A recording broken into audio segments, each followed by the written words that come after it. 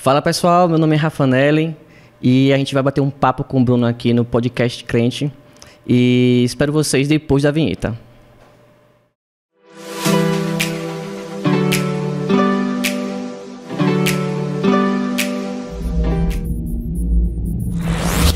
Fala galera, como é que vocês estão? Tudo na paz? Seguinte, hoje a gente está numa sequência aqui de podcast, de gravação, mas assim, sejam todos bem-vindos a quem está ouvindo apenas a gente ou quem está vendo a gente, certo? Hoje a gente vai estar num convite especial do nosso irmão Rafanelli. Beleza, Rafanelli? Como é que você está? Falou, velho. Tudo Tranquilo. bem, né? Rafanelli é um rapaz amado aqui da igreja, ele é responsável aqui também pela liderança dos jovens. E a gente vai começar do início. Eu tava vendo lá seu perfil no Instagram, rapaz. Quer ver? Tanta coisa que tem lá. Eu não sei nem por onde começar. Mas eu posso dizer que um lugar interessante que a gente pode começar é pela sua cidade natal. Eu vi lá, nascido em Piauí. Você falei, eu não sei o que é isso. Deixa eu pesquisar na internet, deixa eu dar uma olhada. E depois eu descobri que não é Piauí, que era sobre o Papa Pio IX. Mas lá no Piauí, mas você vai dar um panorama do que se trata essa cidade, se o Papa teve lá mesmo, se é só lenda, e por que você veio para Feira de Santana. Mas fala aí como é que foi nascer lá na cidade de Piauí, no Piauí. Velho, tranquilo, não é Piauí não. É Pio IX na cidade, de fato é no Piauí. É uma cidadezinha pequena. Sim. Eu acho que deve ter uns 15 a 18 mil pessoas, mil habitantes. Sim. É cidade do interior mesmo. Então, tipo assim, ela é próxima. Ela fica, acho que uma hora e meia de uma cidade principal de Picos. E eu acho que para Teresina, que é a capital, ela fica, acho que de umas 6 horas de viagem de ônibus. Mas é mais ou menos isso. É a cidade do interior do Piauí e... Tem o que lá pra fazer? Por incrível que pareça... Tem shopping? Tem não, velho. Tudo. É a cidade do interior. Então, tipo assim, sertão mesmo, você vai encontrar muita... Quando a gente fala muito, a gente vê nos jornais seca quando acontece, a gente se depara com essa realidade. Então é incrível quando você sai de Feira de Santana e quando você vai para o Piauí, então você tem a certeza que você vai passar por regiões diferentes. Então, por exemplo, quando tiver uma estação boa, você vai ver aqui muito verde, aí de repente você vai começar a ver a seca surgindo, né? Principalmente naquela região. Então você vai ver transição, né? aquele cenário cinza, dependendo da estação. Mas quando tem uma estação de chuva lá, tudo é verde. Mas quando a seca, quando tá na estação realmente de verão e que não tá chovendo, aí você percebe o sofrimento da região, o sofrimento do que a seca provoca naquele estado. São bem marcado. Tipo assim, você chega no verão, é seca, tá no inverno, tem chuva ou o inverno lá é... Então, eu acho que esse é o período que a gente tá, ele chove mais. Geralmente no início do ano ele chove mais, eu não tenho certeza. E depois ele para de chover, porque também a constância da chuva ela é pouca, entendeu? Eu acho que esse é um dos problemas da região, a constância da chuva é pouca. Mas aqui eu não preciso nem falar exatamente, sim, porque é algo que eu não convivo muito. Eu só fiz nascer lá, embora... Ah, foi? Sério, mas é tipo assim, eu nasci lá, mas eu tenho uma constância de ir praticamente todo ano para visitar minha família é toda de lá. Meus avós, tios é de lá, meus pais são de lá. E aí, pronto, a gente explica por que é que eu vim pra cá, pra feira. Pois é, a segunda questão seria essa. Você saiu de lá com quantos anos? Então, é isso. Eu só fiz nascer, na verdade, os meus pais já moravam aqui em feira. Então, entendi. meu pai é crediarista, meu pai, ele é vendedor, é crediarista. Sabe quando aquelas pessoas que você compra mercadoria e sai de porta em porta vendendo? Sim, sei, então, meu pai, ele vende isso no interior aqui de feira, nas regiões próximas. E aí, na época, surgiu essa oportunidade, então ele saiu do Piauí e veio para cá, porque estava dando um bom retorno. Então, oportunidade de venda, oportunidade de ganhar um trabalho, de ganhar um dinheiro, de constituir uma família, né? Então, não só ele, mas ele seguiu junto com outros parentes para vir estabelecer uma via comercial aqui por esse caminho. E aí, meu pai veio, acho que, se não me engano, em 87, 88, por aí. Acho que foi 87. Ou 86, algo do tipo. Sim. Depois casou com minha mãe, que minha mãe também é lá do Piauí. E eles vieram. Então, eles casaram. Meu pai veio primeiro, minha mãe casou aqui com ele, né? Eles se casaram aqui em Feira. E aí teve meu primeiro irmão, que é o primeiro filho, na verdade, né? Sim. Eles tiveram o primeiro filho em 87 e eu sou de 89. Só que a diferença tá aí. Meu irmão nasceu aqui em Feira e como a família praticamente é toda do Piauí, Sim.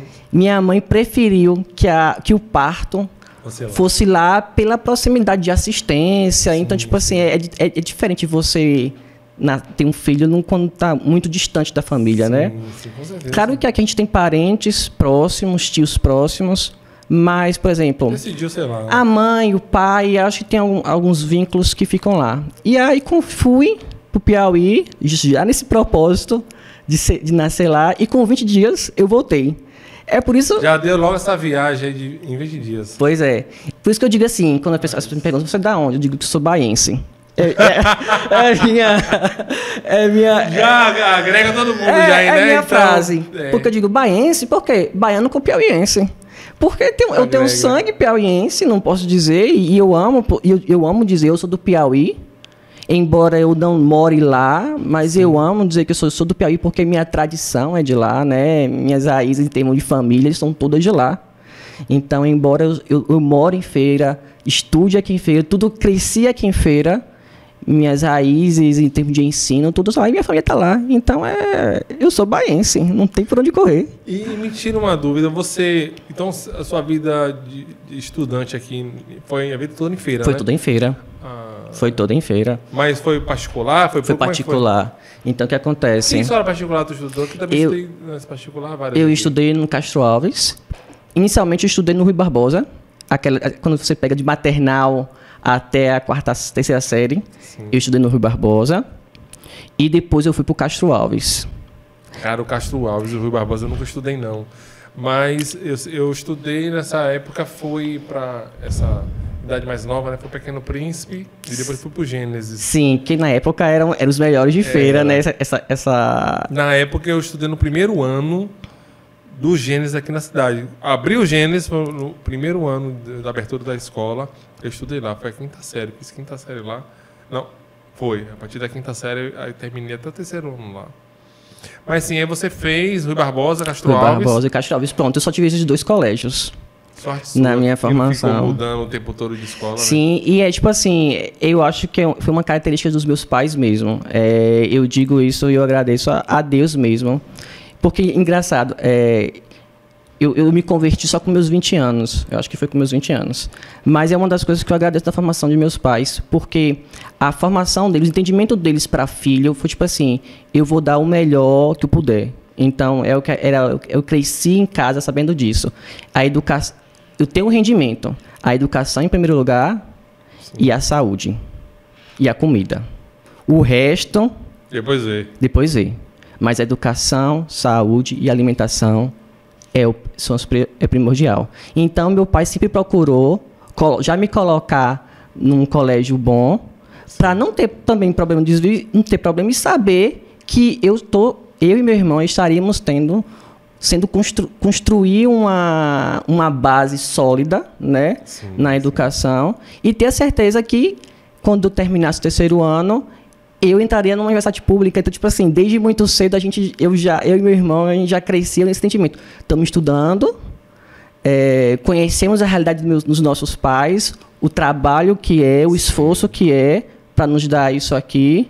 Então, vamos estudar, porque quando a gente terminar o terceiro, o nosso foco é universidade pública, porque a gente não vai ter condição de pagar uma particular. Então, nem com fiéis, nem com... Na época não tinha fiéis. Também tem isso na verdade. Porque agora eu falo, a cara aqui é de novo, mas eu tenho 33 anos. Eu sou velho. Isso daí é verdade, porque a gente termina o segundo grau já pensando numa escola pública, assim, de faculdade para fazer. Perfeito. Não, eu vou...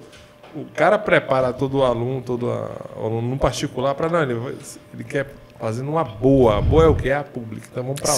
Vamos para a UFES, a UFBA. O cara já acaba pensando por aí. Perfeito. Mas, assim, a pessoa hoje em dia que tem coragem de não depender do social para você, como seu pai fez, de Sim. Vou bancar o particular aqui, não vou colocar ele no público, porque eu quero que ele tenha o melhor, né, na parte da educação. Sim. O cara paga um alto preço, velho. Paga. Paga um alto preço porque não é barato, né? Justamente, não é. Deveria ser algo mais acessível, mas não é. O cara tem que trabalhar bastante. Eu sei que, com certeza, seu pai trabalhou muito aí para conseguir colocar você seu irmão também, né? Sim. Os dois na Somos particular. E tem resultado, porque, querendo ou não, o nível de cultural que você vai ter lá dentro já aumenta bastante. Sim, sim. Que valeu a pena mesmo? Valeu. Ou poderia ser, não, na particular, na pública poderia ser a mesma coisa? Não, agora é que tá, né? Acho que quando a gente traz esse assunto para diferenças de qualidade de ensino, eu acho que a gente já percebe. Acho que nas notícias que nós vemos no dia a dia, acho que já demonstra o resultado, né? Agora, acho que Feira de Santana já teve recentemente um negócio aí da PLB, É isso, dos professores, que já mostra um resultado da educação, que a gente não vai entrar no assunto. Sim. Mas a gente já mostra que existe uma diferença, né, no tratamento. E com certeza, eu tenho certeza que a minha base hoje foi dos meus professores, sabe, dos meus pais que investiram nisso. E é engraçado que você falou que há um custo para isso, né? Um alto preço para você investir em educação e saúde em primeiro lugar, né? Não é à toa que minha casa nunca terminou. Tá entendendo? Tô entendendo, sim. Então, por exemplo, os meus pais nunca terminaram a casa. Então, uma das coisas que aconteceu foi depois que eu formei, depois que eu trabalhei, quem pintou a área externa da casa fui eu, né? Tipo assim, com o recurso que eu tive e ajudei fazendo na festa de formatura de meu irmão. Então, por exemplo, são coisas para você ver a questão da prioridade. Não tem. Então, se você for para minha casa hoje, você vai ver que a casa não terminou. Do jeito como foi planejada, se você quando a gente foi fazer a casa, né? Você faz o arquiteto, o projeto, tá lá o desenho, o projeto. Vou fazer assim, assado, mas pintar do jeito, montar não sei com quais tipos de móveis, você vai ver que não tem coisa que não acabou. Cara, eu quero abrir um parêntese aqui. Você que vai fazer uma casa, chame um arquiteto. Chame um arquiteto para fazer a sua casa, porque assim, o aproveitamento da casa é imenso, cara. Eu fui fazer a minha casa e inicialmente, quando eu fazer a construção da casa, eu moro no condomínio e a casa já estava pronta, 2 quartos. Falei, vamos fazer um 3º quarto.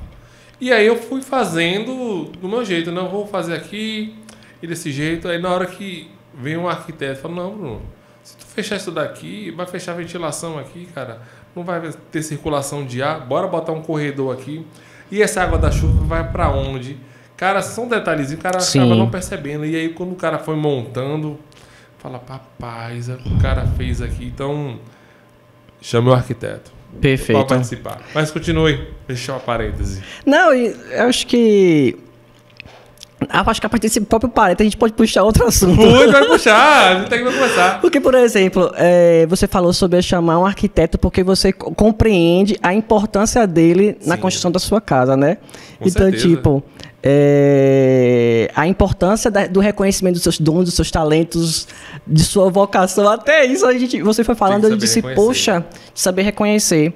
E a gente precisa entender onde a gente foi chamado, né? Porque agora você falou do meu Instagram. Sim, sim. E aí, recentemente, essa semana, eu tô falando muito sobre isso, algumas coisas, sobre vocação, sobre chamado, sobre a importância de cuidar dons e talentos. E aí eu disse, se você não tivesse a preocupação de chamar alguma pessoa específica, possivelmente você ia ter algum problema na sua casa. Sim, porque a gente tem esse problema de achar que a gente pode resolver as coisas. Na força do braço vai resolver tudo. Na força do braço vai conhecer tudo. Eu vejo aqui um tutorial no YouTube e aí já foi embora. Consigo fazer tudo. Embora tenha alguns tutoriais que a gente resolve, né? Resolve importantes. Mas coisas grandes é bem complicado. Mas tem coisa que a gente precisa aprender a ver no outro, a importância do outro e, tipo assim, eu preciso realmente investir nessa pessoa aqui para fazer um bom trabalho. Porque às vezes a gente tem aquele problema, né? Eu vou economizar aqui e lá na frente tem um prejuízo. Então, por exemplo, se você não chamasse o arquiteto... A economia é imediata, mas na frente aparece o retorno do prejuízo, né? Perfeito. Então, se você não pensar a longo prazo, você só vai economizar ali, mas a longo prazo você vai perder muito. Não só dinheiro, mas como tempo, paciência, vai ganhar estresse. Perfeito. E já que é papo de crente mistura as coisas, né? Você falando sobre curto prazo e longo prazo. Sim. Aí eu lembrei, a mesma coisa é o evangelho. A gente, às vezes, pensa só no curto prazo e não pensa na eternidade. Então, e esse é o problema nosso dessa sociedade, né? A gente pensa, é muito imediatista, a gente pensa muito no curto prazo e não consegue enxergar as consequências que virão no longo prazo. Ele quer ver o like ali na hora, né? No Instagram. Ele não quer deixar lá para uma semana. Se ele botar agora, ele quer 200 likes na hora ali. Ele não quer esperar a semana, o pessoal chegar e verificar e vai dando o like paulatinamente. Vai ter que ver na hora o like aparecendo. E não funciona assim. Não funciona. Não funciona assim. A vida real é diferente do Instagram. Pois é. É muito diferente. E falando ainda dessa questão sua da escola, você decidiu fazer faculdade, não foi na UFS? Foi, perfeito. Fez o que lá na UFS? Cara, eu fiz administração. Eu me formei na UFS. O que aconteceu? Deixa eu ver, eu vou virar administrador. Pois é, cara, então. Por que administração? Velho... Pergunta de meio milhão. Pergunta de meio milhão. Não foi minha primeira opção. Não foi? Não foi. Incrível. Com quantos anos você decidiu falar, eu vou fazer administração? Porque eu fiz com 18. Porque eu vou ser sincero, cara, eu acho, assim, a pessoa com 18 anos tem essa maturidade aperfeiçoada. Correto. Para você decidir o que você vai fazer sua vida toda. Correto. Aí você chega naquele dilema dos 18 anos, você fala, agora eu vou escolher minha profissão que eu vou ficar minha vida toda. Pelo menos era assim que se pensava antigamente, né? Tem Isso. gente que hoje faz um curso, aí depois termina esse curso, vai fazer outro, tem nada a ver, porque ele vai se achando com o tempo, né? Sim, perfeito. Eu sempre falo, o cara termina o segundo grau na escola normal e está preparado para fazer nada. Perfeito. O cara não está preparado para trocar uma lâmpada, trocar um resistente de chuveiro, não está preparado para fazer nada. Nem vestibular, porque o cara às vezes faz até pré-vestibular para fazer o vestibular para entrar nas faculdades. Então, assim, eu acho assim até apelativo, não sei, eu quero ouvir sua opinião sobre isso, a necessidade que se tem dessa cultura do jovem decidir tão novo a faculdade que ele tem que fazer. Correto. Você acha que dá certo ou que não? Cara, eu acho que tem que no mundo que a gente tá tudo muito rápido, tem que decidir, sabe? Ainda. Então o que acontece? A questão que eu vejo é quem tá lhe ajudando nesse processo. Sim. Sabe? Porque, por exemplo, e é uma coisa que eu estava conversando essa semana, às vezes faltam pessoas ao nosso redor para indicar, enxergar coisas que a gente não está enxergando. Então, por exemplo, uma das características para a gente definir qual a área de carreira é observar o quê? Os nossos dons, os nossos talentos, as nossas paixões. Sabe? Então, são essas 3 lâmpadas indicam ou dão mais ou menos um norte para onde você deve ir, sabe? Então, tipo assim, se o jovem hoje, ele não tem alguém no seu convívio que se importe com ele e seja parceiro e um líder na vida dele, um orientador na vida dele, diga assim, cara, você gosta disso, você ama isso, isso queima dentro de você, ó, você tem esse dom, você tem esse talento, você tem essa aptidão, vai mais ou menos por aqui, sabe? E de fato, e na caminhada, quando você entra na universidade, muita coisa acontece. E é isso, no processo você vai despertando. Então, tipo assim, você sai do geral e na caminhada, à medida que você abre o conhecimento, vai abrindo conhecimento, vai tendo mais acesso a pessoas, a livros, a assuntos, os próprios assuntos vão lhe instigar, né? Vão lhe chamar a atenção sobre linhas para onde você andar. Então você sai do geral e vai para o específico. E é um processo. Então o cara entrou na universidade e pode ser que no meio do caminho ele identifique que, poxa... Não era isso. Não era isso. E eu acho que, tipo assim, e outra coisa que se eu pudesse dar um conselho, entra na faculdade não achando que aquilo vai ser para sua vida toda. mas como se fosse um processo de aprendizagem.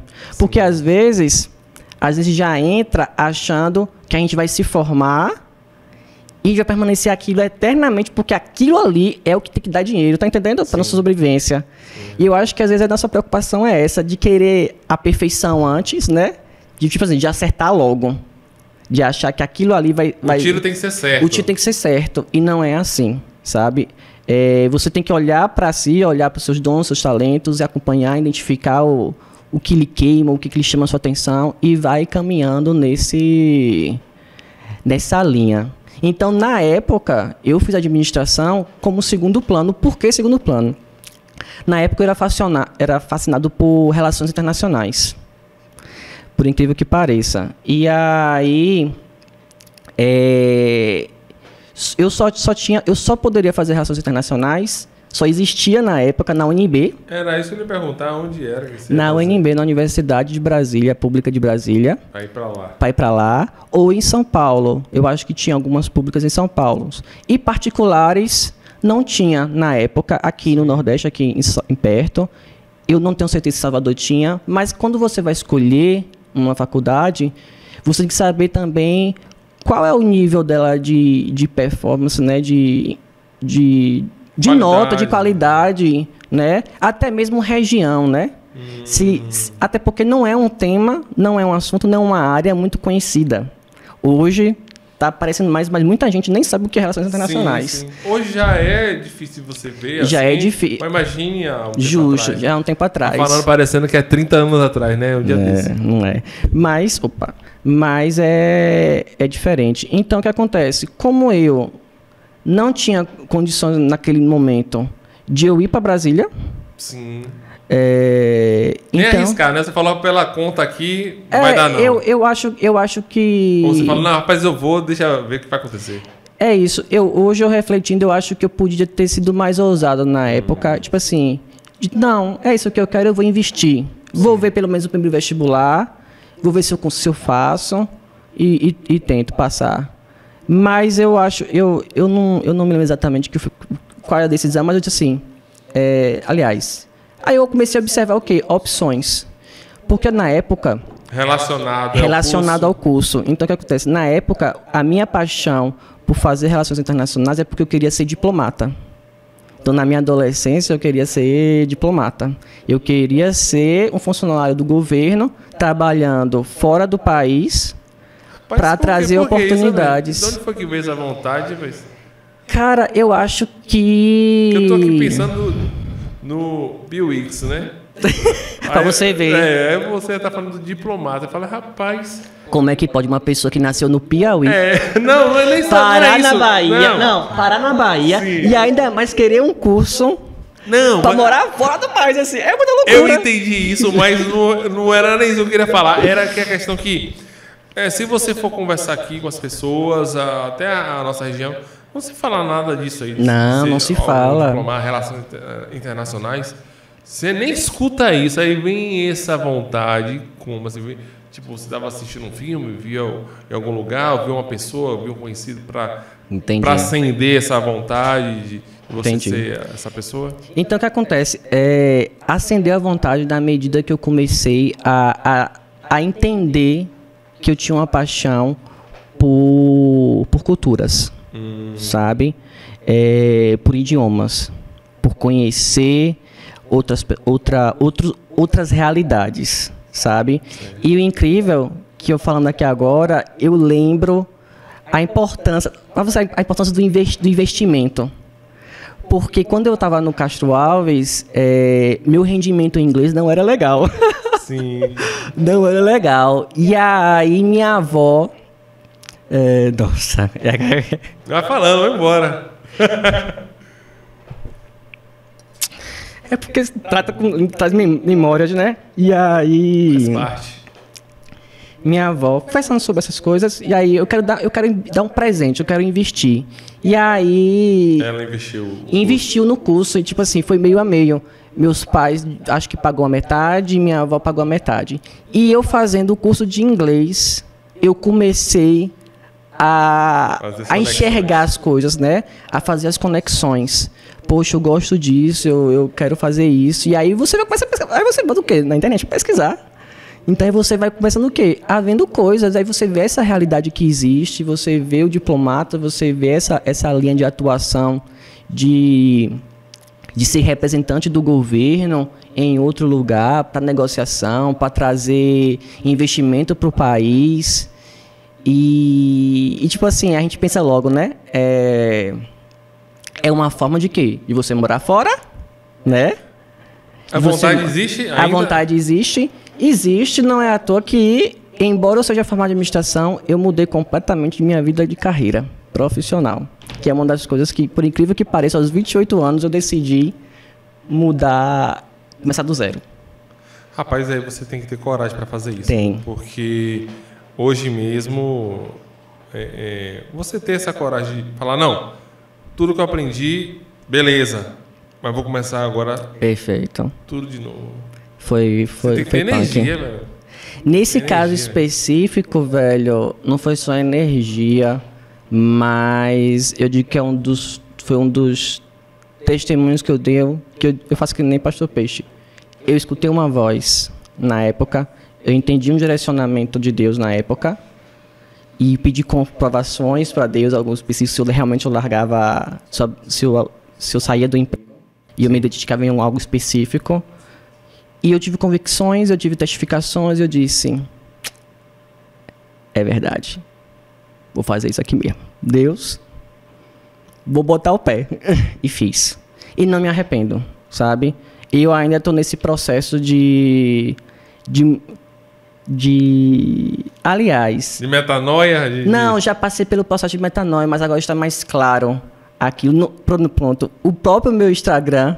E as evidências, porque hoje eu falo mais sobre economia, sobre política, meu envolvimento mais sobre cosmovisão, foi justamente por causa disso. Então, por exemplo, se eu não tivesse tomado esse pé lá, talvez eu não estaria aqui hoje, a gente conversando, falando podcast, e você vendo na minha conta do Instagram meu envolvimento e meu interesse por trazer cosmovisão cristã na área política, para despertar a minha comunidade e os cristãos a enxergar a política de uma outra maneira, sabe? Sim. E a gente sair dessa situação que a gente está e a igreja se posicionar, sabe? Porque uma coisa a gente não tem no Brasil lideranças políticas, cristãs, evangélicas de... Ainda é um tabu, né? É um tabu. Para você conversar até isso. Há um preconceito. Então, o cara fala, botou política aqui, agora já vou saindo. Justo, porque a gente acha que já vai o quê? Corrupção, tem coisa errada. Quer eleger pessoas específicas. Então, o quê? Precisa o quê? Nesse exato momento? Estudar à luz da palavra sobre governo, sobre estrutura, sobre política, para ensinar a entender qual é a posição do cristão, sabe? Não é... O cristão, ele não vai olhar na política como uma pessoa que não crê em Jesus. Ele tem que olhar para a política de algo bem específico. Então, o que acontece? Na medida que eu estou estudando... Muda de assunto, né? Na medida que eu estou estudando para aquilo que me queima, Deus começa a ver o quê? Me dando luz e propósito em algo específico de edificação do corpo, né? Então, por exemplo, a gente falou sobre arquiteto. Sim. Nós somos um corpo de muitas funções. E cada parte desse corpo ele tem uma responsabilidade na edificação do outro e deixar o corpo de pé, sabe? Então, existe uma deficiência em nosso meio. E a política é uma deficiência. Sim. Então, precisamos começar o quê? Ensino sobre isso. Precisamos começar o quê? Um despertar sobre isso. Isso me queima, por isso que eu falo... Isso me queima, despertar o ensino me queima, despertar as pessoas, trazer a consciência me queima. E como é que você vai conseguir trazer esse nível de consciência sem ser o cara chato? Falar, nossa, bicho, pelo amor de Deus, eu não quero falar de política não, velho, vamos falar de Deus. Só que o cara não entende essa ligação que tem entre Deus e o governo, entendeu? Perfeito. Ele acha que, não, Deus é uma coisa aqui e o governo é outra coisa lá, não tem nada a ver. Só que tem que existir essa sincronia para que tudo, a nação seja saudável. Perfeito. E como é que você consegue fazer com que as pessoas não enxerguem que você seja o cara chato que quer falar de economia, quer falar de governo dentro da igreja? Na verdade, então, nessa fase que eu tô, nesse momento, eu estou estudando. Tipo, estou estudando, me aprofundando no assunto, tentando trazer a construção da própria cosmovisão cristã nessa área de governo. Sim. Que eu tenho que ter. Agora eu falo, eu não tenho como ensinar ao outro aquilo que eu ainda não aprendi, né? Então, essa fase está de consolidação de entendimentos, de princípios para a gente poder falar sobre política, sobre governo especificamente, que é o que eu gosto, a parte do governo. E aí que você pega algumas ferramentas da minha administração, que eu sou formado. Sim. Então, tipo assim, sobre resolução de problemas, brainstorm, Sim. como construir um planejamento. Então, estou nessa fase.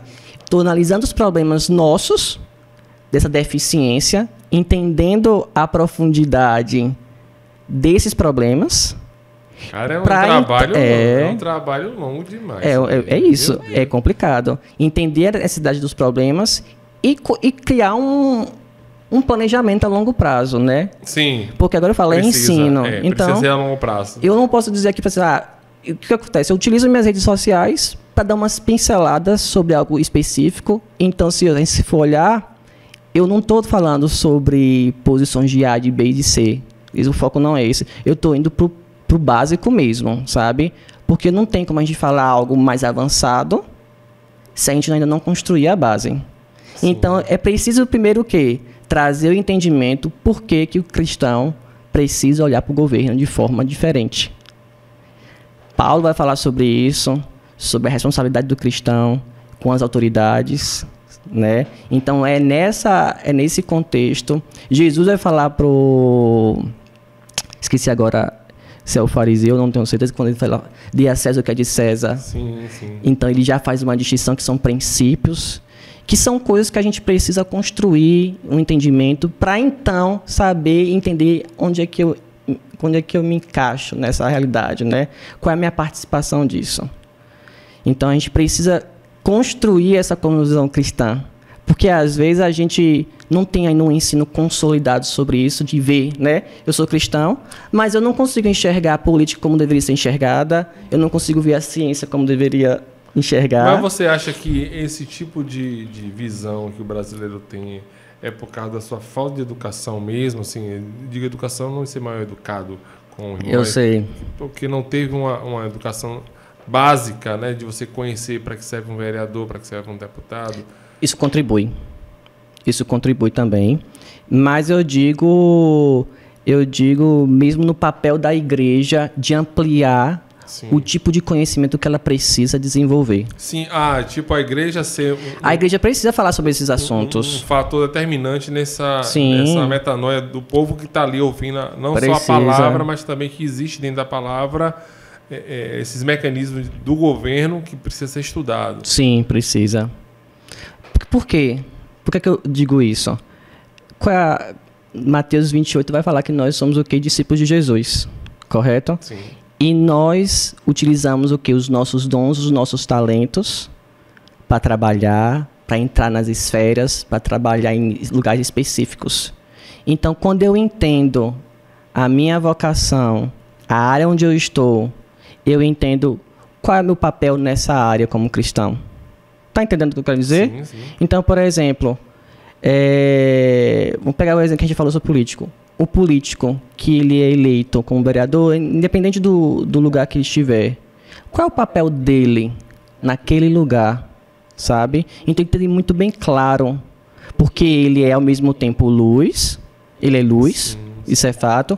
Ele está lá como responsabilidade para anunciar o evangelho nas relações dele, no dia a dia. Sim, sim.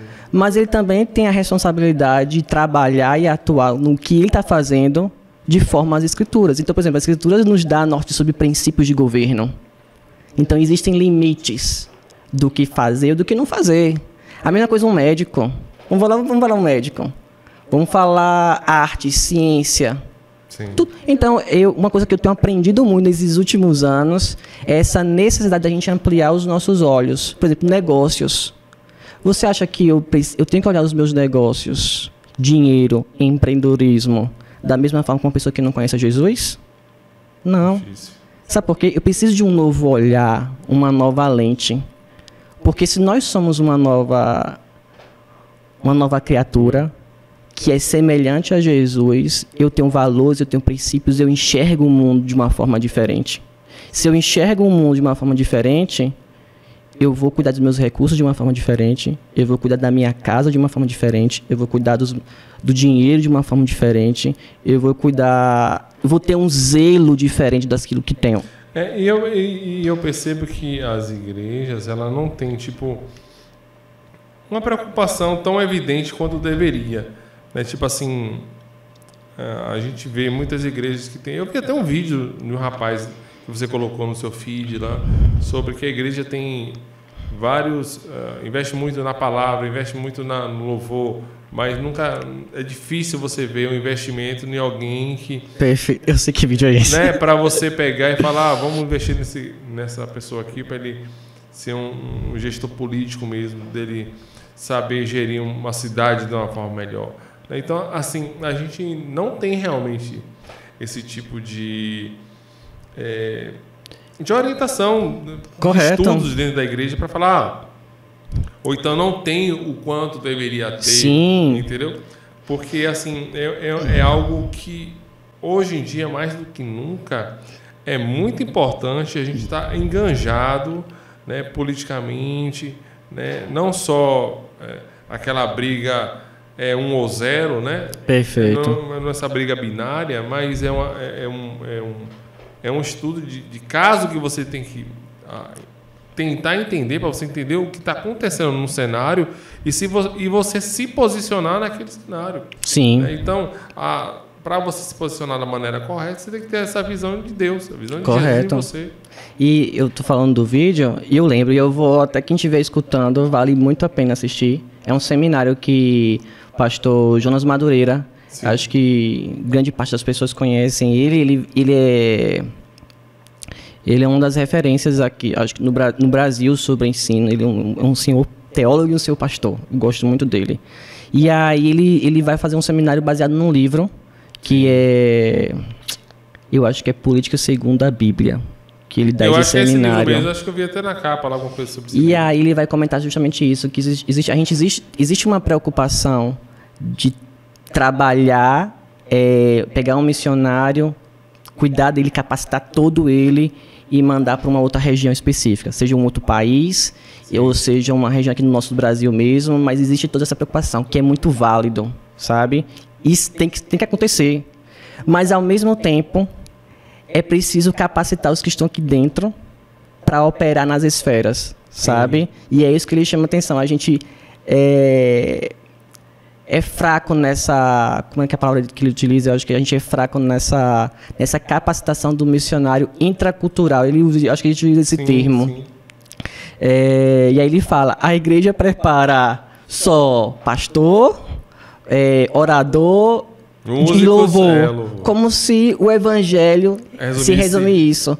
E aí ele cita, ele faz uma citação de um pastor holandês, que é Kuyper, holandês, que foi primeiro-ministro da Holanda, e ele escreveu muito sobre teologia e política. Sim. E ele diz assim, que não existe 1 metro quadrado, se eu não me engano é 1 metro quadrado, 1 centímetro quadrado na Terra, em que Jesus, o soberano, não diga, isso aqui é meu.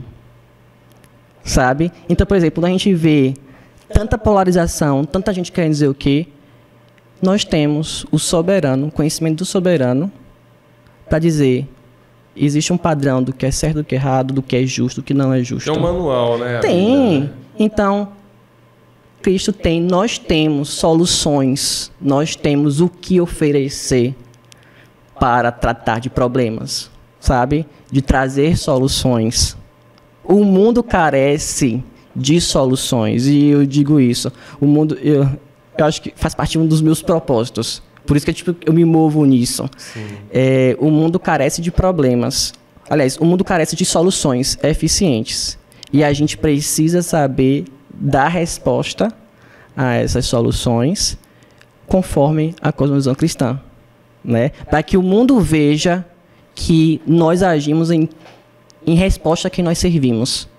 Então, por exemplo, eu lembro muito da igreja de Tessalonicenses. Sim. Quando Paulo ele chega na igreja de Tessalonicenses, as pessoas creram na palavra de Paulo, porque Paulo era íntegro, Paulo não era só de palavra, a palavra é falar. Eles se converteram porque havia palavra, havia Espírito Santo e havia integridade no que Paulo fazia. Então, tipo... Não era só o que ele falava. Não era só de boca para fora, né? Então, eu acho que a gente precisa, nesse sentido, engajar, abrir mais os nossos olhos, sabe? E nos questionar, será que realmente nós estamos sendo discípulos de Jesus na área em que eu estou trabalhando, na área que eu estou engajado, sabe? É uma urgência nisso. Então, é um chamado para todo mundo. Cara, mas você falando assim, às vezes eu fico pensando que não é... Você está num extremo, às vezes o básico que está faltando, entendeu? Justo, às vezes é o básico. Você está falando assim de uma igreja que já está bem desenvolvida, velho. Para você colocar isso daí em papel, falar o plano é esse daqui, essa igreja tem que estar bem com a metanoia já pronta, já tem que estar com tudo bem desenvolvido até você chegar nesse papel que você está sinalizando aí. É muita coisa para fazer. É muita coisa para fazer. É muito investimento. Muito investimento. Aí a igreja tem que os ministérios têm que começar a entender esse ponto de vista e falar, não, realmente tem que ter isso daqui. Porque a gente já trabalha com hierarquia dentro dos ministérios, né? Sim. Então, se a gente não acredita que aquela hierarquia está sendo levada por um caminho que é Deus que está direcionando, a gente acaba se perdendo. Sim. Né? E não pode ser assim. Não, mas na verdade, só para deixar claro, tipo, hoje é o que eu falo, o que o papel da igreja está fazendo hoje está dando certo. A questão é, se a gente precisa crescer, então a gente precisa começar a agregar outras coisas, tá entendendo? Então, tipo assim, é mais tipo um plano a longo prazo. E aí eu gosto desse comentário de Pastor Jonas, porque ele mesmo fez o reconhecimento da nossa realidade, né?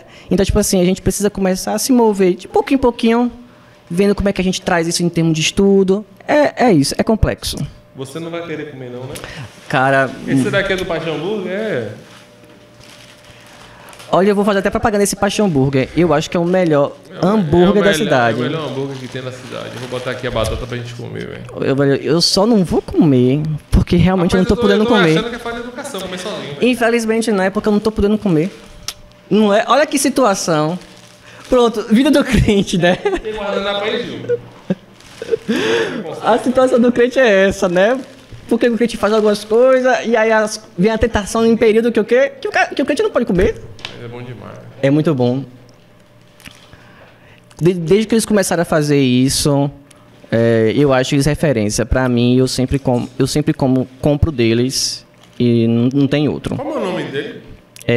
Anderson. Tem que chamar Anderson pra fazer a minha.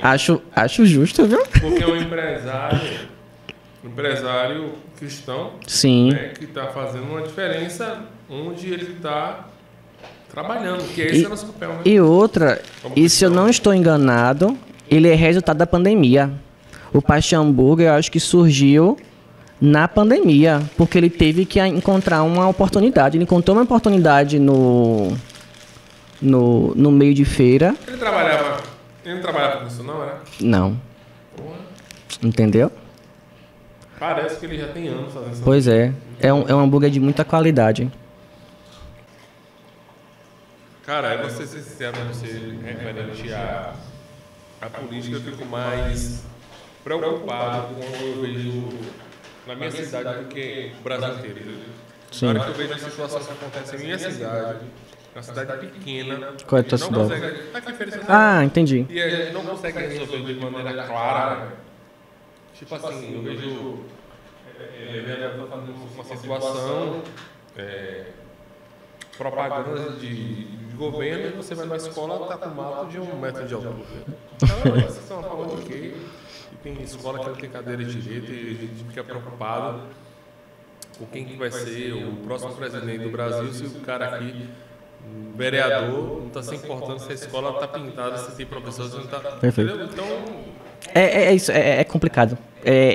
Esse é o nível de complexidade que a gente está, porque o foco é alterado, né? A gente às vezes foca mais na presidência e esquece do município. E aí... Que é o básico.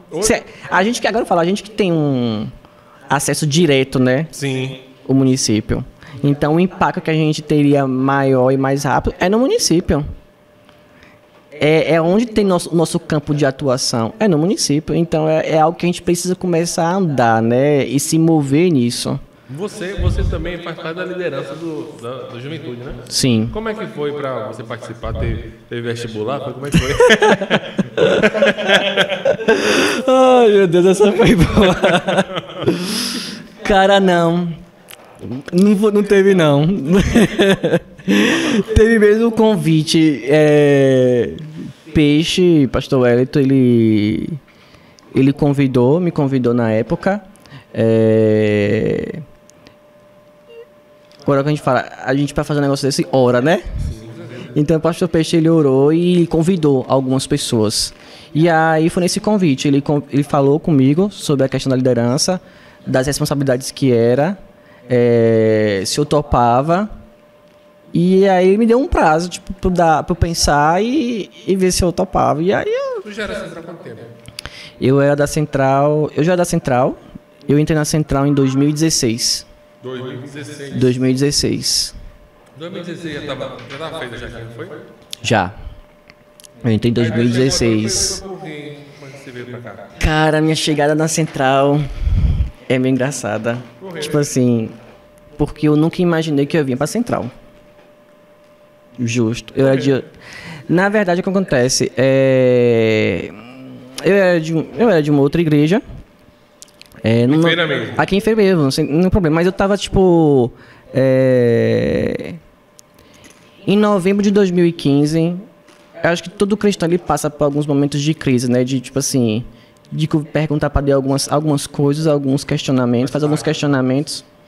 E em novembro de 2015, eu passei por um momento de questionamento de Deus sobre algumas respostas que eu não entendia. Sobre o evangelho mesmo, sobre algumas coisas. Que eu via a palavra uma coisa, mas eu não via na prática aquilo que eu via na palavra. Você não via onde você estava? É isso? Eu acho que não só no que eu estava, mas no geral, por onde eu andava, eu não via tanto engajamento como eu via na palavra dizer. E nem que me instigasse a isso. Você consegue lembrar de algum exemplo assim? Cara, eu consigo lembrar que uma das coisas que me incomodava é porque eu tinha uma impressão que eu ia para a igreja e as pessoas ao meu redor iam para a igreja só para receber bênção, sabe? E esse era o meu entendimento na época. Então você já entendia que o pessoal ia para a igreja para isso?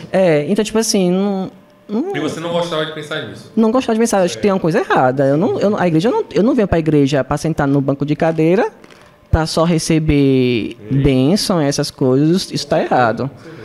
E aí, mas era o quê? Não pode, isso aqui é uma percepção que minha, muito específica, minha. Não estou dizendo que a realidade que eu estava era, mas era uma impressão minha, mas que eu comecei a questionar algumas coisas dentro do evangelho, de participação, de engajamento no corpo. E aí, continuei minha vida. E aí, um amigo meu no trabalho, que já é daqui da Central, lá na multinacional. Isso. Certo. Me convidou para fazer porque aqui na Central ele tem Pastor Peixe, ele faz todos os meses de janeiro um seminário. Um seminário sobre um assunto específico. Peixe faz, no mês de janeiro. Todas as quartas-feiras. Eu participei de assistir o Peixe. Perfeito. E aí, na época, em 2016, foi um seminário sobre a vida de Paulo. Peixe deu um seminário todas as quartas-feiras sobre a vida de Paulo. E aí ele me convidou. Aí eu vim para a Central para assistir esse seminário. Quando eu cheguei aqui na Central para assistir... Tu mora onde? Eu moro no Jardim Cruzeiro. Sabe onde é? A BB o Clube. Não. E aí... Quando eu cheguei, parece que você mora lá no... Não. Longe? Até que não é tão longe. Acho que da minha casa para cá deve uns 15 minutos. Assim, sem engarrafamento. do meio-dia, uns 30 minutos, 20 minutos. E aí, sabe quando você chega num culto, que a pregação... Não, obrigado. A pregação... eu não posso, cara. Infelizmente, eu não posso comer batata frita. Não pode? Não posso. Esse momento meu, eu tô restrito de alimentos. Específicos, alimentos específicos. E aí... Pensei que era uma coisa de saúde. Não. E aí... Naquele culto, na palavra, peixe, ele me trouxe a explicação de todos os pontos que eu estava em crise. Todos os questionamentos. Num culto só? Num culto só. Ele me respondeu na palavra, tipo assim, na pregação, alguns questionamentos. Eu agora não lembro quais foram os questionamentos que eu tinha feito. Mas eu lembro que aquilo foi um divisor de águas, porque eu cheguei em casa e disse, é isso. Sabe? E aí, aquilo me cativou, eu disse assim... E aí eu comecei a ficar vindo, escutando as pregações, e fui vindo, e fiquei. A verdade é essa, e fiquei. E aí, em abril... Em 2016. Em abril de 2016, a gente tem um impacto, que é o evento evangelístico, uma viagem evangelística que a juventude faz, que escolhe uma cidade na Bahia específico, para a gente pregar o evangelho, anunciar o evangelho. Então, a gente realmente vai impactar uma cidade. Já foi para várias, né? Já foi para várias, né? Então, sabe como é. E aí, velho, quando eu fui para esse impacto, eu não conhecia ninguém na central. Eu só conhecia uma pessoa, uma amiga minha, e a gente foi nesse ônibus sem conhecer ninguém. Ela também não conhecia ninguém? Muito pouco. Eu acho que ela só conhecia uma ou duas pessoas. Mas eu só conhecia ela. Enfim, a gente foi. Cara, quando eu cheguei no impacto, eu vi aquele tanto de jovem. É muito jovem, velho. Muito. Vendo aquele tanto de jovem, estudando a palavra, orando, se preparando, pregando o evangelho, eu disse, eu tô vendo aquilo que eu não via. Sabe? Foi uma das coisas. Eu tô vendo um meio que me cativa e que me conduz e que me leva a buscar mais, sabe? Eu disse, é isso aqui. Eu preciso estar no meio desse povo aqui. Se eu quero mais de Deus, eu quero entender mais, eu preciso desse povo. E aí, velho, eu olhava o povo, menino, adolescente, engajado, conversando, evangelizando, e eu disse, cara, que negócio é esse aqui? Eu disse, eu tô errado, eu preciso me consertar.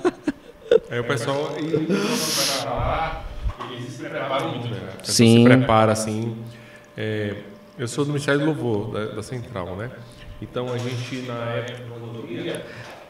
na época quando eu ia, a gente tinha os ensaios para ir para lá e a gente tocava nos louvores que tinha, né? Sim, no trio. No trio. Ainda continua o trio. Tem que ter o trio. Rapaz, o trio que chamava, a gente fazia assim, né? É tipo uma caminhada, né? No trio, assim, a gente tocando. Cara, eu cansava de ficar assim com os dedos todos no calo. Assim, dói. Meu Deus do céu, mas tem que valer a pena. Vamos vale. Tocando. Mas assim, quem vale vai a pena não e o momento é único. É assim, tem muito imprevisto, né? Tem. Quando eu fui pra lá, tinha que dormir no chão, no colchão, não sei o quê. Falei, com meu certeza. Deus, vambora. Já justamente. tá aqui, que não é um passeio, né? Não é um passeio. É um movimento impacta, para impactar mesmo. Tanto justamente. quem vai receber, quanto a gente que vai também, correto, né, dar a palavra lá. Então, é um movimento assim, muito... A gente sai muito abençoado mesmo. A gente dorme em chão duro, sim, leva uns canchonetes e vamos. Mas é isso, são dias intensos. São dias intensos, mas são dias que também a gente recebe muito de Deus. A gente sai transformado. Não tem como a gente ir pro impacto e não ser impactado. Né? A gente acha que vai impactar os outros e quem sai impactado é a gente. É aquele o efeito, né? Você puxa o xilingue, vai lá, mas volta pra cá também, né? Então correto, não tem como você não ser tocado. Essas atividades na igreja, eu criei identificação nisso, sabe? Eu criei uma identificação no entendimento, na visão da igreja, do ensino, da forma como ela prepara, como ela engaja. Sim. E aí eu decidi, não, eu vou... Encara o desafio. Eu vou ficar... eu vou continuar na Central e aí com o tempo... Agora eu não me lembro, por incrível que pareça, eu não me lembro quando foi que eu entrei na liderança. Eu não sei se eu entrei... Acho que foi, não sei se foi em 2019, se foi em 2018, não sei. Agora, em termos de data, eu não me lembro. Eu sei que foi antes da pandemia. Sim. Então, a pandemia foi em 2020, eu acho que eu devo tentar na liderança no início de 2019 ou em 2018, não tenho certeza. E mas aí... afetou o que para você essa pandemia? Já que você falou aí, afetou o que diretamente assim no seu papel de liderança? Cara, tudo, né? Tudo, porque a gente... Primeiro, as programações deixaram de existir. Como é que ficou essas estratégias novas? Porque você vai ter que criar, né? Perfeito. As estratégias acabaram. Não podia ter contato com pessoas, né? Residência. Então, a igreja aqui, ela tomou a direção de fazer ligações, né? De ligar para as pessoas, para poder ver se está tudo bem. A gente utilizou o Instagram. Teve que começar a utilizar o Instagram de forma mais assídua, fazendo lives. Cara, é uma coisa que eu até comentava com o Peixe e já era para estar assim muito mais ativo, perfeito, né, o Instagram, porque é uma ferramenta, cara, da gente poder trabalhar, de se identificar, até o YouTube, porque assim, por exemplo, não sei se tem, né, o canal do YouTube da Juventude, tem já? Não, o canal da Juventude, não, é o canal da igreja. Então, tipo assim, se tiver algum vídeo, mas a gente não tem vídeo no YouTube da Juventude específico. Sim. Mas a gente entende que é tudo da Central, é um canal só, entendeu? E no Instagram? No Instagram tem a separação, tipo, tem o Instagram da Juventude específico e tem o da Juventude, né? Não, é Juventude BC, @JuventudeBC. É o Instagram específico da Juventude, que a princípio é por lá que a gente passa as mensagens, ou avisa essas coisas. Sim. E algumas programações que a gente mais utilizou no tempo da pandemia. Né? Então a gente começou a fazer... A gente tinha um suplemento, é uma programação nossa hoje, que é o suplemento jovem, sim, que acontece toda quarta-feira, que é um momento de ensino. Que hora? Toda quarta-feira às 7h30. Mas é numa área separada, numa sala, que a gente fala e aborda temas específicos à luz da palavra. Então, por exemplo, nesse exato momento, a gente está falando sobre temas, princípios e valores, como... Há 2 semanas falou o divórcio, teve uma quarta-feira falando só sobre o divórcio, o que é que o cristão deve pensar sobre o divórcio. Semana passada a gente falou sobre o homossexualismo. Polêmico, só temas... Isso. É um tema bem tranquilo de ficar falando, né? Só... E quem ministrou todos eles foi o próprio pastor Peixe. Porque precisa ter uma autoridade no assunto. Não pode ser qualquer pessoa para falar sobre Peixe isso. É punk. Tem que chamar Peixe também para participar. E aí vai ter, acho que na próxima quarta, eu não lembro qual é a programação, mas ainda vai falar sobre suicídio. Vai ter uma quarta falando sobre suicídio, vai ter uma quarta falando sobre guerra e paz. Esses 2 temas. E eu acho que tem mais um que agora na minha cabeça esqueci. Mas também a questão da juventude também está inclusa a parte de adolescentes ou já está separado isso, né? Tem essa divisão, né? Então, tipo assim, antigamente a juventude ela incluía adolescentes e jovens. Então, mas aí com o tempo entendeu-se de fazer uma separação de uma instituição, até porque a forma como você trata faixas etárias diferentes é importante. Eu não posso tratar um jovem de 18 anos ou 20 anos com palavras e formas de um adolescente de 14, 15. Sim. Existe abordagem diferente, sabe? E existe até a complexidade de assuntos também diferentes. Sim, com certeza. E realidades diferentes. Então, por exemplo, um jovem de 20 anos está enfrentando o quê? Dúvida da carreira, né? Crise em carreira, identidade, que também tem na adolescência, mas enfrenta a universidade, que é um dos pontos sérios hoje que a gente tem. Você entrar na universidade, encontrar tudo que tu imaginar, tu vai encontrar na universidade. Procurar trabalho, porque o que a gente entende? Os adolescentes, eles funcionam não, nem essa palavra. Ele estabelece a faixa etária, acho que vai até os 17, né? Que os filhos da bênção cuidam. até os 17. Então, em termos de número, se a gente colocar número, Sim. a juventude ele vai dos 18 aos 35. Porque... Peraí, aí tá errado. Eu não vou estar Eu mais sou na juventude, jovem. não, é? Tu perdeu. O peixe, não. Essa faixa etária está errada, porque eu tenho 40. Isso aí vai fazer o quê? Eu vou pra onde? Diamante? É só, mas a questão é você ainda é jovem, entendeu?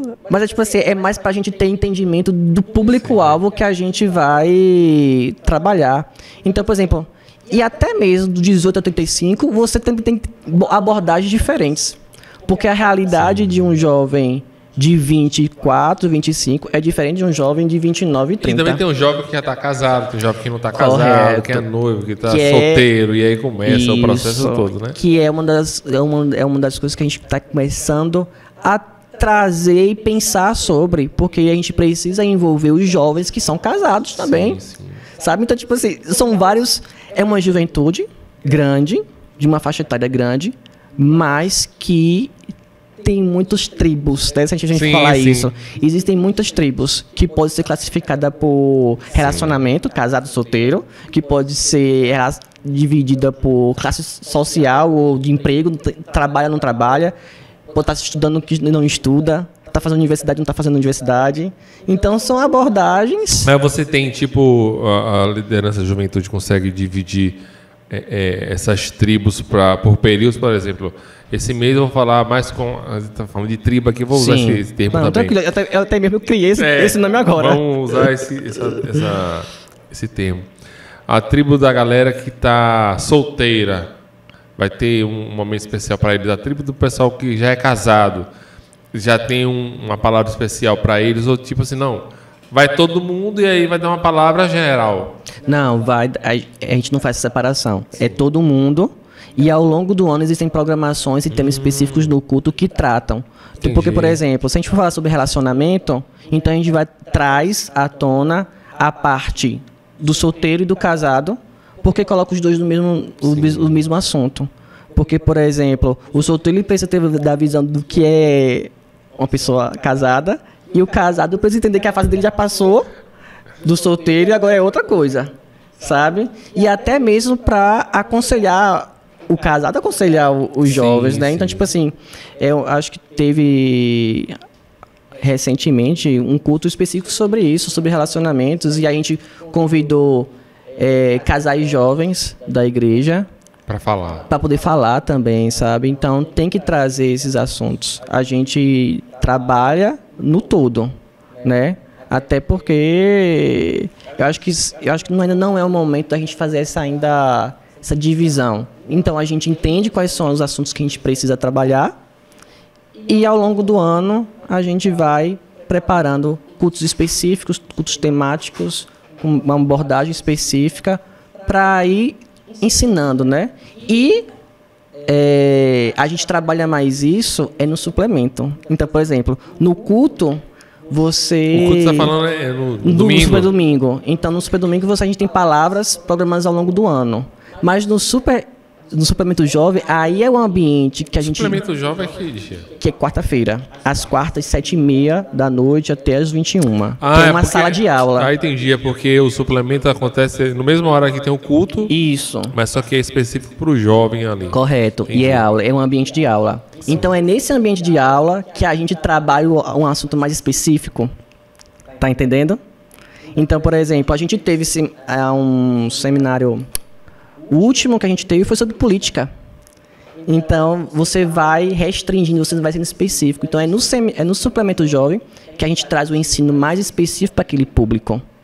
Então, no culto, a gente trabalha com o ensino da palavra de Deus ao longo do ano, mensagens específicas. Sim. A depender a visão de peixe, o que Deus falar para ele direcionado do que deve ser abordado, né? Sim. Exortação, o ensino, o aconselhamento, o ânimo, determinado problema, a gente trabalha. E no suplemento é o momento que a gente enxuga, né? É o momento realmente de especificar algo que a gente precisa melhorar na juventude de um entendimento. Então, por exemplo, agora a gente está falando sobre o quê? Sobre divórcio, que é o quê?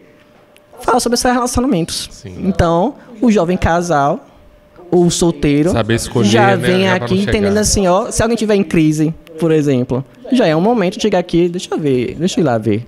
Quem sabe ter alguma palavra de Deus, entendimento, porque tudo que a gente trata é a luz da palavra. Sim, sim. Então são esses ambientes que a gente cria, né, para que a juventude da Central ela se identifique, que é uma igreja que ela está se preocupando com temas específicos, temas da nossa realidade, Sim. que não é um lugar que você atua, mas que a gente se preocupa com o crescimento e edificação do jovem, Sim. e a gente faz esse trabalho ao longo do ano fa- em esferas diferentes. Mas, pra ser sincero, esse é o tipo de culto que eu mais gosto, velho. Da sala? Velho. Eu gosto também. Tipo, às vezes eu tava vindo pro culto de manhã aqui e tava tendo aula no IBGA lá embaixo. Eu falava, peixe, Ah, IBGA posso é descer demais. aí, velho, pra acompanhar. Eu já fiz IBGA todo, né? Também já fiz. Já me formei. Que eu acho que deveria ser critério para obrigatório a todo novo convertido da Central passar pelo IBGA, porque, cara, você aprende tanta coisa, Sim. coisa que você... Não é possível que eu não já tinha lido isso daqui e tá me explicando isso agora? Não é possível. Aí começa, velho, uma Verdade. quebra de paradigma. Correto. Você vai lendo e você vai entendendo, ou reentendendo aquilo que você pensava que sabia. E assim, na época, os professores, tudo top de linha, Peixe, Mivani, Pastor Jade, essa galera dando aula. E assim você vai aprendendo, vai muito mais Sim. ali, né? O culto do domingo, sim, tem o seu papel, né? É importante também. Mas eu gosto muito desses cultos, tipo de suplemento, que é Sim. tipo assim, divórcio, vamos lá. E aí você fica focado nesse culto do divórcio. Então, é algo... E outra, Bom. sabe o que acontece também nesses cursos que eu também gosto? Sim. É a aproximação. Sabe? Então é um ambiente, eu digo, é um ambiente perfeito para você conhecer outras pessoas lá, porque você no culto geralmente tem muita gente. E às vezes você tem alguma coisa que vai ter para fazer depois do culto e não tem espaço, né? Aí você vai para casa, ainda mais agora que já foi. E aí no suplemento você tem a opção de conhecer pessoas e até tipo assim de você se aproximar com quem está ensinando, né? Então, por exemplo, do IBGA. É, próximo, tô aqui. Gente. Deixa eu te perguntar um negócio, é na hora. Eu tô ali porque às vezes a gente cria uma distância, né, entre o pastor e o membro. Tem pessoas que têm essa barreira. essa barreira de achar que não, que o pastor tá ali e o Tá no altar ali, e tem o uma membro distância, não. tem um, né, tem um E não- calabouço ali para Correto. atravessar. E não existe essa Não, não distância. tem. Não Não tem tem, aqui. zero. Aqui não tem. E o suplemento desses locais é a oportunidade, porque, por exemplo, você terminar o IBGA. Quem tá dando aula do IBGA? Olha, Pastor Peixe, várias pessoas, né? Vários nomes. Pastor vários Peixe, Pastor nomes. Mivani, Pastor Jadson. Aí você termina a aula, o Pastor Jadson, me tirou essa dúvida aqui, É. não sei o que, não sei o que. Olha que incrível, né? É um ambiente muito bom para gerar o quê? A aproximação mesmo, conhecer pessoas e quebrar os paradigmas, Sim, né? velho, sim. Então é... E eu perguntava pra Mivani e pra Peixe o tempo todo. Ó, assim, eu ia falava, não, eu vou perguntando, é possível que ele vai conseguir dar uma resposta. Porque os peixes chegavam assim, me desdobrava todinho, velho. Ô peixe. Mas assim, você tá falando do suplemento, mas ainda existe aquele tipo de cultos, intercâmbios? Se era tipo... Entendi. Você vai pro culto, vai pra igreja... De outra igreja, não tá tendo mais. Porque isso acontecia quando existia o movimento Juventudes. E o movimento Juventudes parou de existir, né? Interrompeu. E aí não... Esses intercâmbios... Mas isso é mais foi uma coisa da Central decidir ou o pessoal das igrejas já Não, estão... foi unânime. Foi uma decisão, se eu não me engano, acho que foi uma decisão unânime de encerrar. Eu tenho quase toda a certeza que foi unânime. E quem acho que quando a gente ficou sabendo foi até no Farol. Que é outra Farol programação Jump, né? Farol Jump. Que a gente até mudou o nome. Não é mais Farol Jump. É só Farol. Tirou o Jump. Por que tiraram o Jump? Eu gostava de falar Jump. É porque é isso, da época a gente achou o Jump muito... Só botou Farol. Minimalista. Isso, Farol. e assim, essa nova liderança que Peixe formou, a gente começou a perceber que ainda existia muita coisa de cara de adolescente. Tá entendendo? Então a gente tirou o Jump, porque parecia muito adolescente, sabe? Entendi. Aí a gente, não, vamos tirar. Foi uma boa e ficar só no estratégia. Farol. Foi. Vamos pro Farol. A visão continua mesmo, mas só mudou o nome, sabe? Foi uma mudança boa, assim, realmente. Uma pequena mudança, mas que acho que de um significado, um impacto maior, entendeu? Sim. Para dar justamente o que? Essa identificação na juventude, no perfil. Amadureceu, agora é só o Farol. Farol. Então a gente tem um suplemento. Pronto, então a gente vai falar, a gente tem o Farol, a gente tem um suplemento, a gente tem. Que era os o TIM, né? É suplemento TIM, o nome? Ou é só suplemento também? Tinha o suplemento TIM. Tinha os mas dois. o suplemento TIM, eu acho que era para os adolescentes, que acontecia nos domingos.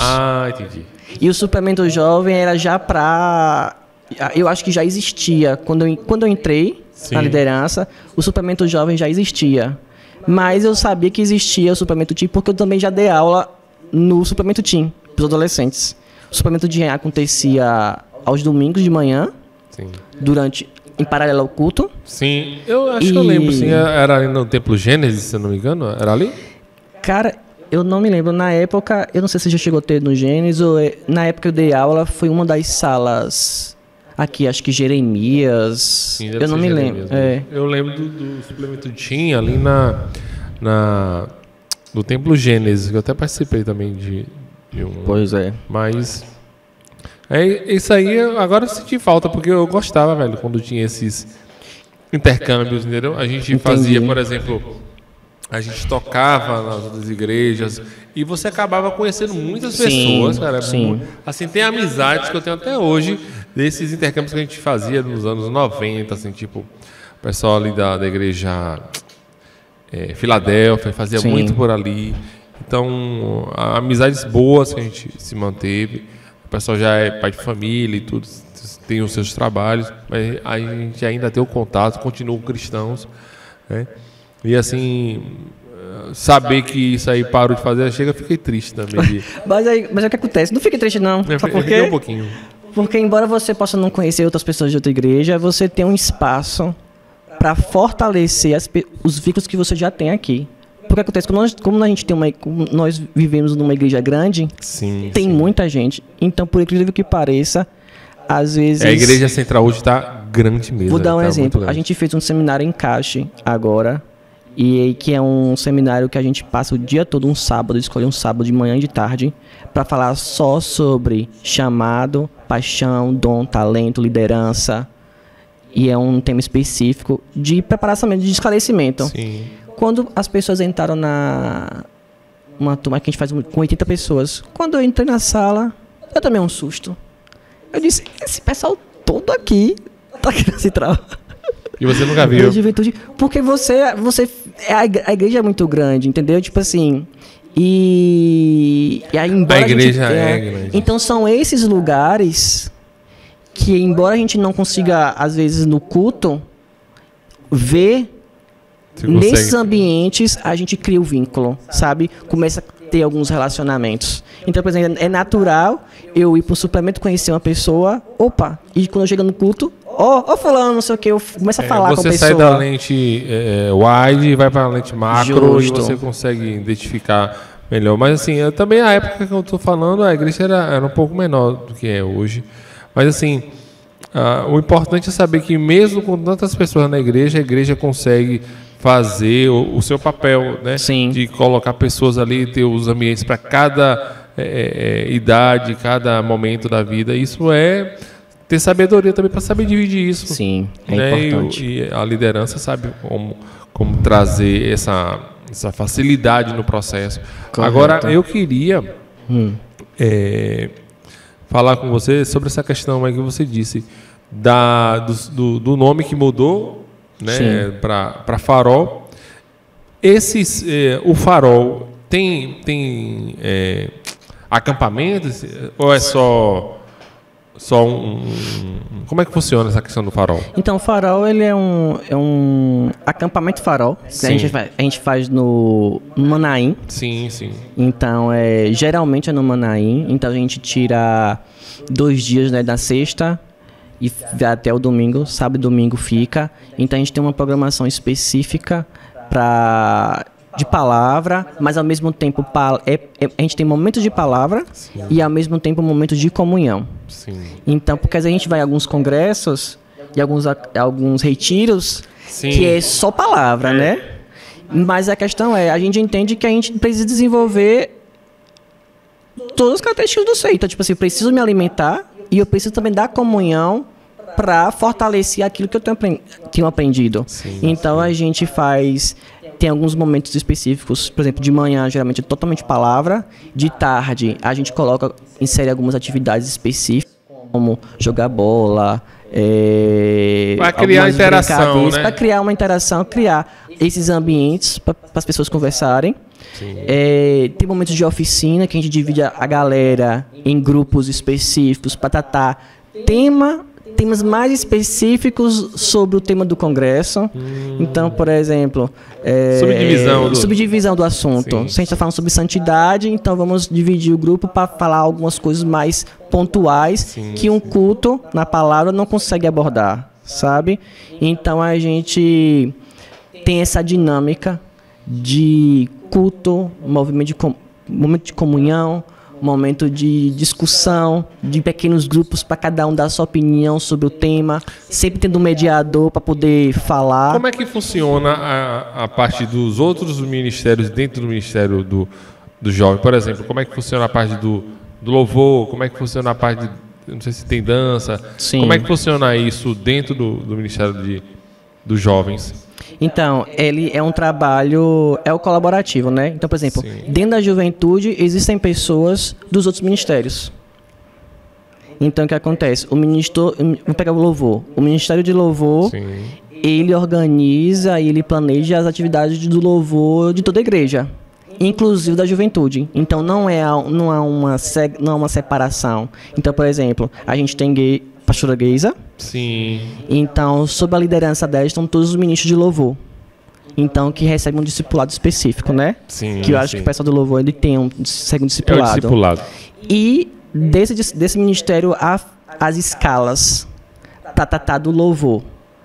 Então, o que acontece? Quando a gente vai fazer um culto do Super Domingo, eu tenho pessoas da liderança que também fazem parte do louvor e são essas pessoas que fazem um link, a conexão entre os dois ministérios.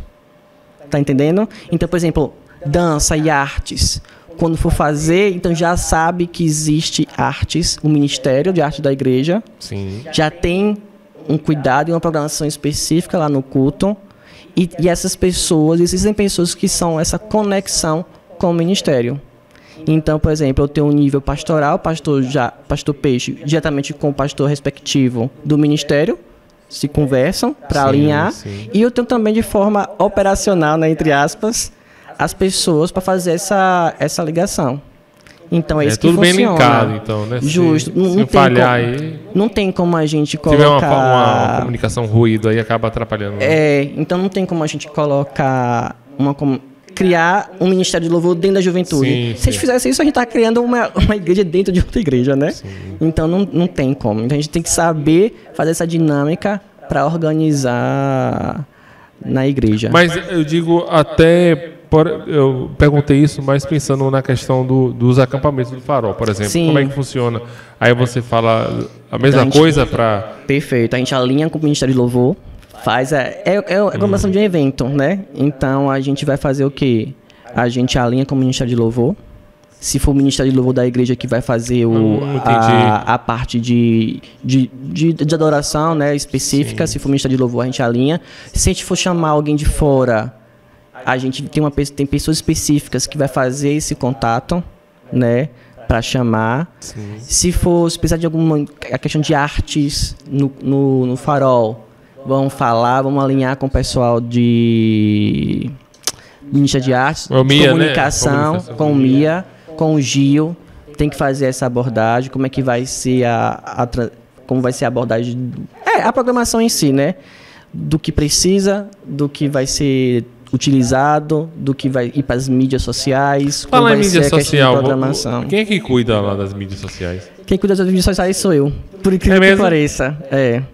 Que aí é algo que a gente precisa também... que está até numa fase nova, porque a gente está compreendendo como fazer essa transição, né, de comunicação até mesmo para melhorar. Então tem até uma conversa aí com o Gil para a gente para a gente fazer a abordagem. Mas então o que acontece? Então como é que funciona o Ministério de Comunicação nesse caso aí dos Instagram? A gente hoje basicamente está focando nos avisos mesmos para fazer essa ligação da igreja, porque por exemplo a gente identificou uma falha, pegar um exemplo de às vezes a juventude tá focando só na juventude, mas a juventude também precisa saber o que a igreja precisa estar acontecendo. Sim. Então tem que ter essa conexão. Então a Ministério da Comunicação também tem que funcionar junto com os outros ministérios e comunicar o que a igreja está fazendo. Então a gente utiliza as redes sociais da juventude para passar programações da juventude e programações importantes da IBC. Mas as mídias sociais que você está falando é o quê? Nesse caso, no Instagram, é a plataforma que a gente usa. Sim. No caso da pandemia, que a gente utilizou muito para fazer lives, para transmitir o suplemento para o Instagram. Então, foi uma ferramenta que a gente utilizou muito. E fazer coberturas do próprio culto. Vocês não usam o Telegram, não? A gente tem o WhatsApp, a gente não usa o Telegram, a gente utiliza o WhatsApp da igreja. Eu estava aqui pensando, sabe por quê? Porque, por exemplo, eu participo de um grupo no Telegram que ele tem assim, milhares de pessoas que é sobre tecnologia. Então, toda notícia que às vezes demora 2 dias para sair aqui na mídia brasileira, sim, já aparece lá rapidinho. Eu vou estar sabendo, rapaz, vai acontecer isso aí, já estou sabendo já. Então, assim, o WhatsApp acaba sendo um limitador porque só pode 256 pessoas falarem. 256 pessoas. E o Telegram você consegue colocar assim, milhares de pessoas e com certeza a juventude tem mais de 256 pessoas, né? E você criando esse canal lá, eu creio que a maioria vai querer participar, não só para estar lá dando bom dia, coisa e tal, mas para você colocar esses avisos, você colocando uma palavra, né, específica, e é uma coisa que eu acho que vale muito a pena, cara. É porque, na verdade, a gente ainda não chegou a pensar em mudar pro Telegram, porque o WhatsApp consolidou o grupo do WhatsApp. E na época, muita gente, a gente até perguntou, a gente soltou uma enquete no grupo do WhatsApp. A gente muda, não muda? E muita gente, por aquilo que não usava ainda mas ele teria Telegram. 2 grupos, 3 grupos? Aí é que tá. Se fosse, a gente prefere que só tivesse um. Mas entendeu? Então, e aí, como a gente percebeu que muita gente ainda usa mais o WhatsApp, então não teria sentido pra gente ter que ainda utilizar 2 grupos. Não, mas aí dois vínculos, entendeu? Duas plataformas diferentes. Assim, se fosse pra... É uma sugestão, né? Sim. Você fazer esse teste do Telegram. Porque, assim, às vezes você tá restringindo mais quem tá ali. Mas se o cara quiser, até um visitante. Sim. O cara é visitante, eu não sou da central, mas eu gosto de ir lá de vez em quando. O cara entra no grupo, porque vai ter os avisos, vai ter alguma coisa lá. Entendi. Assim, é só um pensamento que aí você pode colocar. Mas eu acho que Instagram acaba sendo a porta de entrada. É a porta de entrada, que você coloca lá o Linktree, bota lá o que for. Correto, ainda mais agora que você tem acesso de colocar, né? Esses links e tudo facilita. Eu digo pelo Instagram, ou pelo Telegram, porque você consegue colocar muito mais coisas. Você pode colocar, além de pessoas, um áudio melhor, entendeu? A compressão de áudio até do Telegram é um pouco melhor do que do WhatsApp. Então, facilita esse tipo de informação. Mas, assim, vai se amadurecendo e vendo, né? A gente recebe as ideias porque e quanto mais pessoa, mais dificuldade de se gerir, né? Correto. Então, também desse ponto a se pensar. Mas é assim...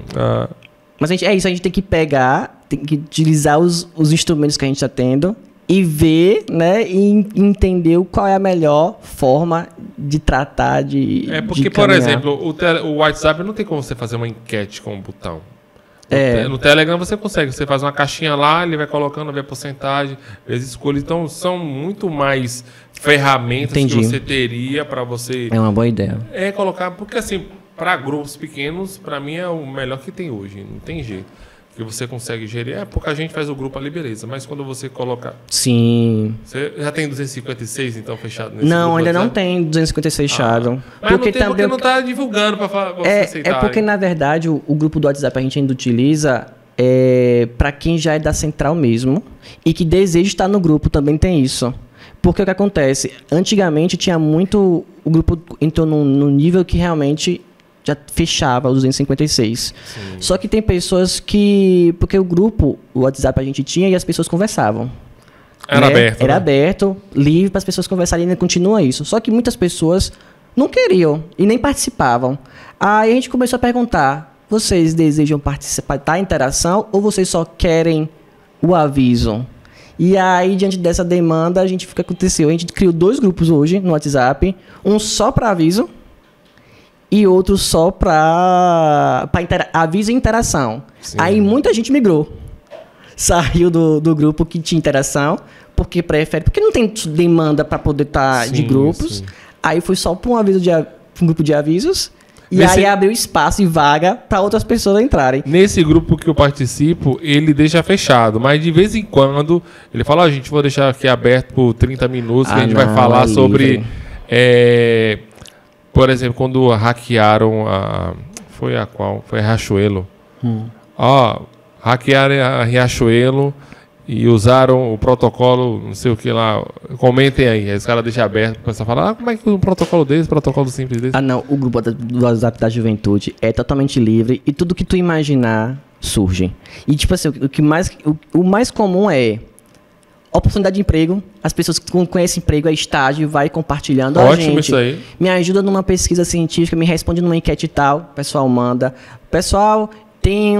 Eu tenho uma ação missionária, não sei aonde, tá precisando de uma geladeira ou algo do tipo, porta, o que for. Se alguém puder ajudar, me ajuda. Então, é livre, por isso que a gente deixa livre. Porque Sim. A gente não sabe as demandas de cada pessoa e pode ser que numa ação simples dessa deixar livre, como já aconteceu... Já ajuda um bocado de gente aqui. E é recorrente. Às vezes a pessoa manda uma pergunta, alguma necessidade e alguém já responde: mandei pro privado, eu ajudo, eu consigo resolver isso aqui. Então, essa é a liberdade também que existe no Zap. Qual é o Instagram de vocês, do movimento? É Juventude IBC. Peraí, deixa eu ver aqui. Juventude... é. Beleza, achou? Achei. Vou até abrir aqui. Beleza, Rafa, obrigado aí por esse papo aí com você. Cara, eu que agradeço. Agradece o seu tempo aqui, né? Que você teve que se deslocar para cá, coisa e tal. Eu que agradeço pelo convite. Uma honra. E é isso, galera. A gente que tá... Sigam a Juventude BC no Instagram e a Central também, que a Central tem o seu Instagram, que é o IBC Feira. E lá você vai ter o link para todas as redes sociais dela. Tá bom? Então é isso. Quem ainda não conhece também o nosso Instagram, é o podcast Papo de Crente. Quase sai da cabeça aqui, é tanta informação. Sim. Papo de, não pode esquecer não, pelo amor de Deus. Podcast Papo de Crente. E vai seguindo a gente, vai mandando pro pai, pra mãe, pro tio, pra todo mundo, que só tem mensagem boa aqui, tá bom? Então é isso, grande abraço. Tchau, gente, tchau. Valeu.